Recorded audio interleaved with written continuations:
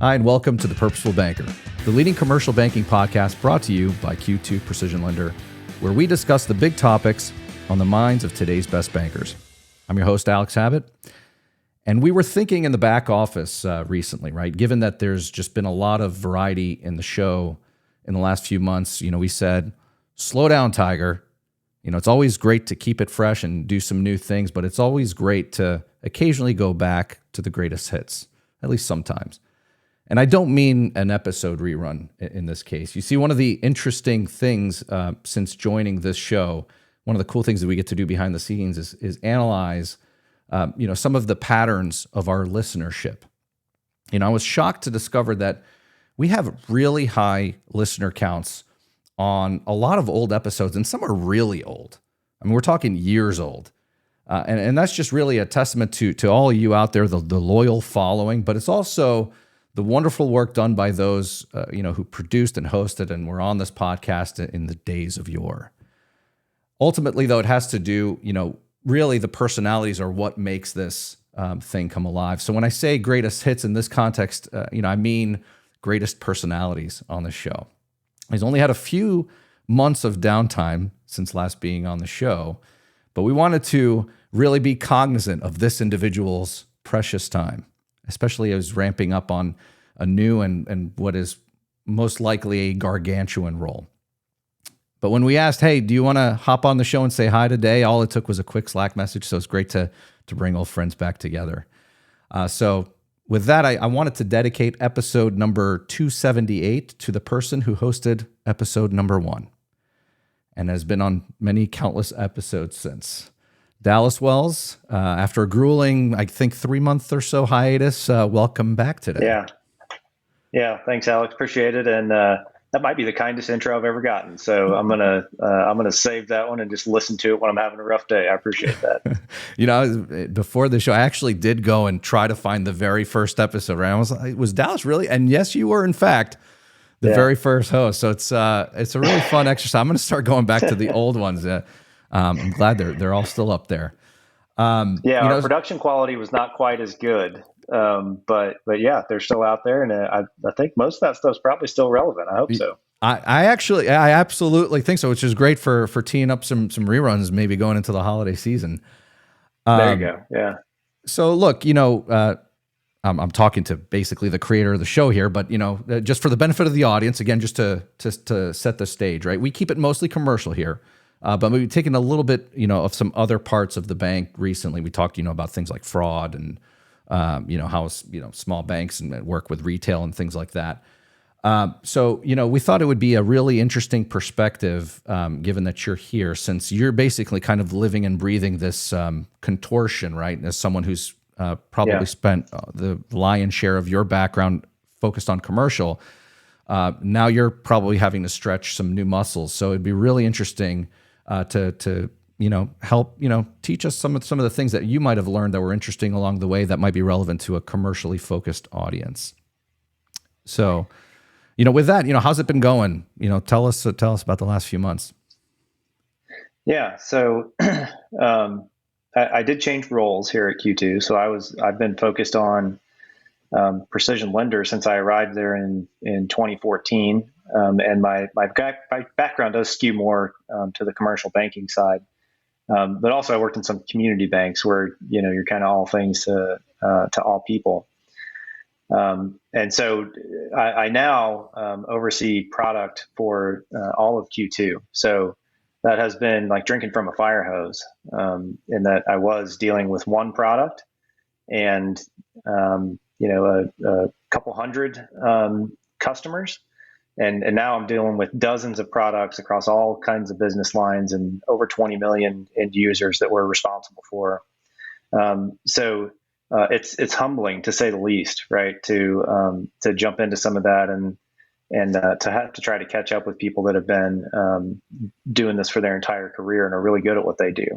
So I've spent a lot of time learning. I'm trying to learn from our teams here internally, and also spending a lot of time in front of our customers talking about some of the issues that they're facing. So it's been a whole new world for me over the last year. It's been a lot of fun. And I finally just now, that we're like 12 months into it, I'm starting to feel like maybe I'm making some positive contributions and not having to slow everybody down quite so much. So it has been quite the transition, but it's been a lot of fun. I was actually browsing the internal video channel last week, and I think you had given a digital banking trend to, I think, our marketing team or something like that. I actually sat and watched that. I'm like, this is the first Dallas thing that's not having to do with Precision Lender I've ever seen, right? So it was fascinating, though. I mean, you seem to kind of be a natural at this stuff. So really, really awesome presentation there, and thanks for sharing that with the team internally. Yeah, you bet. I think actually the benefit I get from it is that I have no hope of catching up with all the technical issues, right? So like I don't even have to try to tangle myself into those. We have a lot of people much smarter than me who can figure those out. So I can spend a lot of time just focusing on the business aspect of it, and especially for our customers. What are they really trying to solve? Yeah. And then I can come in and kind of draw the crayon version on a board for somebody, and then they got to do the actual real work of figuring out, well, how do we turn that into a real thing, and like invent it out of thin air. So I don't take for granted the fact that I don't have to personally solve a lot of those. And that's why I've been able to actually make some progress there. So I'm standing on the shoulders of some good folks. So are you telling me and the whole audience here that what you do is pretty much all greenfield, and you could just focus on the way forward everywhere? And I must be, that's taking the best parts out of the job, right? Yeah. If only that were the case, to just like sit in a room and think big thoughts. The reality of the digital banking business is, as all those folks who work inside of a financial institution know, it's the daily grind, right, of moving money on behalf of your customers and interacting with them, and it's money, right? So there is like zero tolerance for mistakes or issues or outages, or heck, even if I click that button and it goes a little slow. So the operational keep the lights on stuff is a bigger task than I ever imagined it could be, and that's what a big chunk of the business is here at Q2, is making all that complexity and all that stuff that's pretty difficult just work. Yeah. And so that's a good portion of what the team works on. So the fun and exciting stuff is the what's next, but a lot of it's just problem solving, hairy things. And so to kind of step back from things sometimes and say, like, look, I get the 70 hours of meetings we've had on, whatever this thing is we're trying to solve, but let's back up a little bit. What are we really trying to do, and who are we really trying to do it for? It's amazing how we as human beings can sometimes lose track of that as we go. So is there anything that comes to mind that you'd be willing to share? It's okay if you want to keep it a secret, but anything that's been a total surprise as you're kind of getting your feet wet in that space, and you're like, wow, a totally left field idea or a conversation or concept that we're thinking about that could change the future of banking. Anything come to mind around that?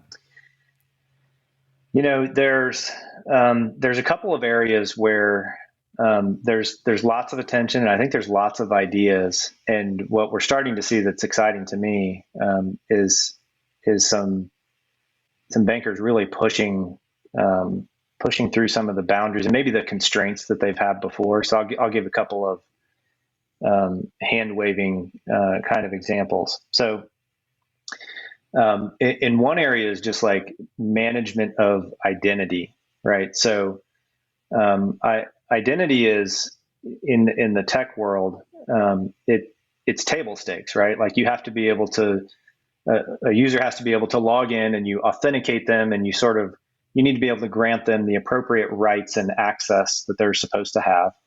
And so we have to do that across a wide swath of types of users, so grandma logging in to see what her CD interest rate is when it is going to renew, to the treasurer of a large corporation that's doing like ACH origination and multiple international wires per day, to employees who are administering all of those systems on the back end. And so user management is a critical piece of our infrastructure. But we are also trying to make progress down two tricky roads in that regard. And all of our customers are struggling with the same sort of thing. On one side, we've got a whole bunch of applications that sit on top of digital banking or sit beside digital banking. And the users don't care that those are separate tech stacks. And like maybe one is a company that we bought in 2018 and is built entirely differently and functions differently. They're both Q2 products and they sort of operate in a similar workflow. They don't want to have to re-log in. They don't want a jarring experience as they move from one thing to another. And so we've got to be able to hand off, across integrations within our own technology, kind of from one product to another. And that same thing happens inside a bank, right? You got to be able to hand things off across channels and across systems that maybe are different vendors even. And so the challenge around that has gotten bigger just because user expectations have gone up, right? Amazon doesn't like SSO you to a weird place where you have a separate username and password usually, and they're trying to connect the dots there, right? So it's a technical problem, but with a real user experience sort of implications. So integrations is one. The other path that we have to make progress on is we're trying to make all of our systems, but in particular the digital banking platform, extensible, right? So we want to be able to extend the experience into the other applications from fintech partners or other tools that your customers are using. So we allow our FI customers to add a chat integration for a chatbot that we don't build, that a partner builds. Or for their customers to be able to get credit scores, or to be able to apply for credit cards, or to be able to integrate their stuff with QuickBooks, AutoBooks, right? So there's lots of use cases for that. Well, now it's not just an integration inside our own walls, but we've got to be able to authenticate and like provision users and give them the right entitlements into brand new systems. And again, the whole goal is to make that a smooth path. I give all that as context just to say that like there's some really interesting solutions out there, and some really, I think, actual practical uses of things like blockchain that is not like the latest, coin that may blow up and like explodinate your customers and you were associated with it somehow. But there's actual real reasons to be able to, in a secure and encrypted way, pass along credentials and information about that user that is needed to like optimize that experience. And so we've got some customers that are really pushing the envelope there. We've got some partners that are helping us build some pretty exciting things. And I think it's one of those things that if you build it properly, you don't actually notice it. But there's a ton of work that goes into it. And if you don't build it properly, you absolutely do notice it. And right now, financial services is so scattered. The average customer has like 40 plus relationships across insurance and banking and, all your various retirement accounts and all those things. It's a really scattered and jarring experience. And so the long-term goal is to try to smooth the rough edges of that and have a central home for it. And more importantly, allow our bank and credit union customers to like remain a core part of that and to remain like a central hub where that stuff can flow through. So things like that, the data aspects that go along with it, payments is something that is just really difficult to keep up with. There's interesting things happening, but it's like how many can a $500 million community bank actually implement on behalf of their customers and keep up with? And heck, how many can a $50 billion regional bank keep up with? So the pace is really overwhelming. And I think the job is to just make sure that the infrastructure and the options stay there for the customers so that they can serve their markets the way they need to and do that in a unique way, to be able to like answer that how are we different question using digital tools where you interact now with like 90+% of your customers the vast majority of the time. You got to get that stuff right. Yeah. And I think a lot of financial institutions are just there's some interesting ideas out there, and then there's a lot of folks that are just like this is hard. This is a little daunting. So it's an interesting place in the cycle to be having those conversations. Yeah, it's kind of like the inverse in terms of user activity that you were probably used to working with, where a change could impact Yeah, only, thousands of bankers. Now you're like a small change can impact millions of people. That's pretty yeah, intimidating. and it's a thing like, well, now the rent didn't get paid in time Yeah. if you mess that up. So those are that's the other side of like innovating either inside of a bank or on their behalf, right? Is of course we all want to move fast, but that move fast and break things mentality that people get excited about in the tech world, these are things that we can't break, right? Yeah. So there is some care and attention that has to be put in. We like to try to build them fast and then test the heck out of them. But doing that, inside of a bank or a credit union, and again, the tolerance is almost zero for mistakes. It's a challenge that we all just have to, make our peace with every day. That's just how it is, Yeah. and try to balance those two things as best we can. So are these examples that you shared, are those just representative of what tech executives bank executives are, I guess, pushing us the most on? Or is it part of our own internal drive to make some progress across these fronts? Yeah, it's some of both, and so the the what I consider the healthy tension there is, Q2 is a platform company for across all our products, like more than 1,000 financial institutions, well north of 1,000. Well, that is, 1,000 different combinations of a core and a digital banking provider, and how they do their debit and credit cards, and where they send wires through, and how they do their ACH clearing, and 100 other systems, right? So those 1,000 customers will bring us hey, there's this one part in this tangled web that doesn't quite work right. Help us smooth out that edge. We get that times 1,000, and every one of those is a different problem. So it's a really interesting challenge, and it's a puzzle that our product and engineering teams get to try to untangle every day. But again, we try to do that in a fast and responsive way, and without breaking something as we go. And it's a sure we make that connection, and then but that stuff has to spider web through all those various integrations, some of which are on old versions, and some of which are with vendors who don't like to play nice, and it's a complicated thing to like keep this whole web of services that we've built and created kind of aligned and rowing in the same direction. I would assume growing as well, right? Yeah, absolutely. Yeah. Yeah, absolutely growing. And so that's what I think bank executives are really challenged with, and we have real empathy for that job, which is you've got customers who have a pet issue, right? And sometimes it's a really critical one for some of your largest customers. Hey, I've got to be able to validate wires like this before I send them out for my escrow customers. It's just like I got to be able to do that because this is such an important part of my business. And then also you have to think like this multi-year thing, you're in the middle of this like massive digital transformation journey that everybody's on. Well, I also need to be able to like originate complex commercial loans online. And I also need to be able to remove some of the paper processes for how I onboard new treasury management customers.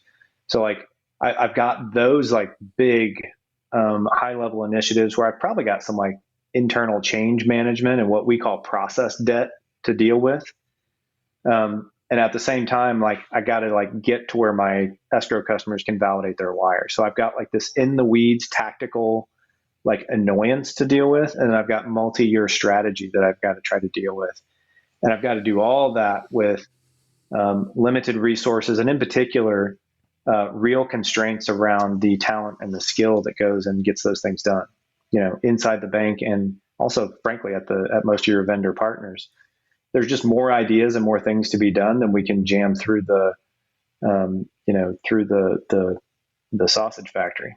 Man, I don't even want to think about how you all prioritize this stuff. I mean, it's got to be insane. Yeah, it is. It's a daily thing of trying to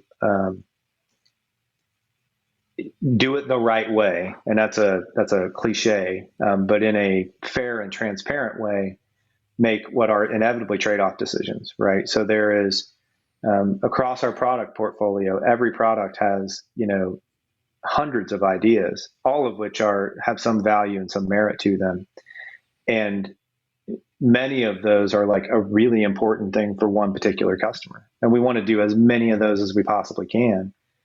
And then we also have to be aware of like, all right, what's the big picture direction, where the technology and where the markets are heading. So things like that, sort of user management thing, the way I described it, I think is a fair way of like, if you execute it perfectly, that makes it so that it's smooth and nobody notices. And so we're saying, well, we can't do this one-off thing for you because we're in the middle of building this. Okay, well, what do I get out of that? It's smoother and nobody will notice, right? So that's the hard sell that we gotta make sure that we make progress in both, without getting too scattered, and kind of how we spend our time and attention. Yeah. Well, look, I appreciate some of these kind of things that are just lurking in the mind of Dallas Wells, just to understand. But I can't let this episode end before asking you a little bit about your perspective. We're at the end of the year now, and we're entering a new year, and there's some headwinds everywhere. And given that I've always viewed you as a beautiful mind John Nash type that can understand all the different indicators out there in the economy and what that means for banks, especially like on the commercial side. But I imagine you're still keeping up with the news. So what do you think 2023 is going to look like? And disclaimer, this is not a prediction. This is just what Dallas is kind of keeping as the backdrop and how he's thinking about next year. Yeah, I think as much as would love to be an optimist, I think we have to look at some realities around next year. So I won't go down like the full list of bullet points, but if I just look at kind of again where we sit today, as we're starting to see economic numbers that look like they're turning over a little bit, and the growth that we had is slowing. So the Fed is having to raise rates aggressively to combat the inflation, and they're having a hard time making a dent in it. But the interest rate increases are doing what they're designed to do, and let's not forget they are designed to slow down the economy.